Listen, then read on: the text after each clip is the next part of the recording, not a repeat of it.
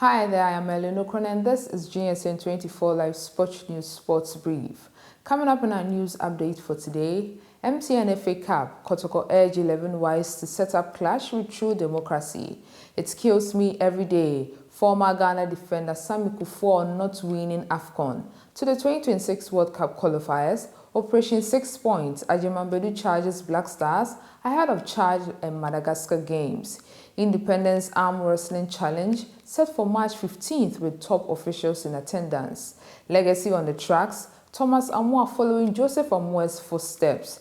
FIFA President Gianni Infantino promises greater African presence at the 2026 FIFA World Cup. IHF Emerging Nations, Team Nigeria ends comfortable victory against Azerbaijan. In athletics, South Africa to host provincial championships this weekend. Delving deeper into our stories, Asante Kotoko secured a hard-fought victory over lower-tier side 11 Wise to book a spot in the MTN FA Cup quarterfinals, where they will face True Democracy. The match, originally scheduled for February 23, 2025, was postponed due to Kotoko's delayed return to competitive action. Played at the Baba Sports Stadium, the Porcupine Warriors controlled the early exchanges, with striker Elvis Cheiba for scoring the decisive goal just before halftime. With Hartlepool already eliminated, Kotoko 9-time FA Cup winners will see this as a prime opportunity to push for silverware. Former Ghana international Samuel Osei Kufuor has expressed his regret for failing to win the Africa Cup of Nations title with the Black Stars. Kufuor had an illustrious football career, winning several laurels, particularly the UEFA Champions League with German giants Bayern Munich. Despite club success, the former AS Roma centre-back missed out on winning the Continental Showpiece with the West African powerhouse. The 48-year-old featured for the Black Stars from 1993 to 2006, making 54 appearances and scoring 3 goals. Kufuor in an interview strongly criticized former England and Liverpool defender Jamie Carragher for belittling the AFCON while expressing his displeasure not winning the said title during his playing days. Quote, "Some of us, including me, never got the chance to win the AFCON.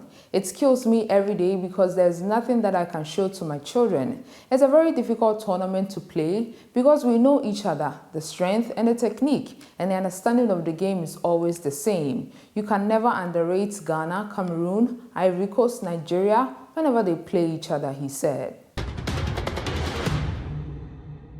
Still on former players, former Ghana midfielder Agyemang Badu has called on the Black Stars to claim all 6 points in their upcoming World Cup qualifiers against Chad and Madagascar. Ghana will host Chad at the Accra Sports Stadium on Friday, March 21st, with kickoff set for 19 hours GMT, before traveling to Morocco to face Madagascar at the pre-start Al Hassaima on Monday, March 24th, for their matchday 6th encounter. With the team's recent performances falling short of expectations, Agyemang Badu, a member of Ghana's 2014 World Cup squad, has urged the players to stay focused and deliver victories in both fixtures. Quote, "Operation 6 Points, Chad and Madagascar must go down," he declared in an interview with Sporty FM. "If we can't beat them, then we have no business going to the World Cup," he added. After 4 matches in the qualifiers, Ghana sit joint top of Group I alongside Comoros with 9 points, having secured back-to-back wins against Mali and the Central African Republic in their previous outings. The Black Stars are aiming to qualify for their 5th FIFA World Cup, which will be hosted by the USA, Canada and Mexico. Away from football, the 2025 Independence Arm Wrestling Challenge is set to take place on Saturday, March 15th at the Center Point Mall in Accra, with several high-profile dignitaries expected to grace the event. The Sport and Recreational Minister Kofi Idi Adams and the Greater Accra Regional Minister Linda Oklu will be among the special guests in attendance. The four-nation event, which commemorates Ghana's independence celebration, Ghana Month, and the Golden Arm's historic success at the 13th African Games, will feature top athletes from Nigeria, Benin and Togo competing against Ghana's finest pullers in the display of raw strength and skill. President of Ghana and Africa Arm Wrestling Charles Osei-Asibe has described the championship as part of the federation's plan to celebrate Ghana's impressive performance at the African Games while preparing for the future international competitions. He encouraged the public to show up in large numbers to support Team Ghana's Golden Arms as they seek another victory. Over the years, we have seen numerous families engaging in particular sporting disciplines in Ghana. From the Ayus and Jans at the Black Stars level to the Samiyu for boxing, we have seen diverse Ghanaian families work at the highest level. A similar one is happening on the tracks. Thomas Amoah, Joseph's younger brother, having witnessed the achievement of his older brother, is ready to follow the footsteps of the two-time Olympian. Thomas first showed his potential in junior high after beating his classmates at 100 meters event, and a happy Joseph encouraged the 17-year-old to actively pursue the sport. The younger Amoah joined Prempeh College, an institution that Joseph coincidentally schooled when he was younger to sharpen his skills.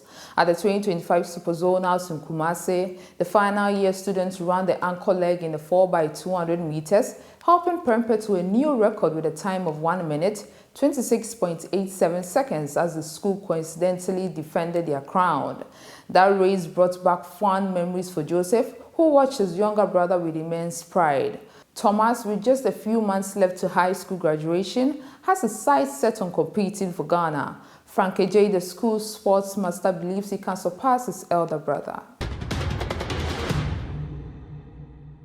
Now, in other news, FIFA President Gianni Infantino has reaffirmed his commitment to strengthen Africa's representation at the 2026 FIFA World Cup. As qualifiers resume later this month, African teams are gearing up for the prestigious tournament set to be hosted across the United States, Mexico, and Canada. Speaking at the 14th CAF Extraordinary General Assembly in Cairo, Infantino emphasized FIFA's dedication to enhancing Africa's role in international football. Infantino revealed that Africa's participation in the 2026 tournament could be potentially double, allowing up to 10 teams to compete. He also highlighted FIFA's initiatives to expand opportunities in both women's and the youth competitions.